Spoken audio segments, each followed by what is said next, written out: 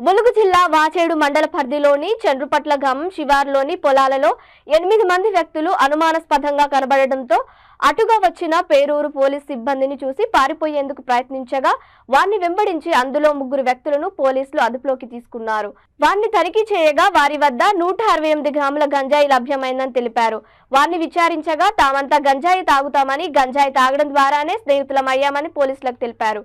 Venkatapuram CI Bhandari కేసును నమోదు చేసి దర్యాప్తు చేపట్టారు.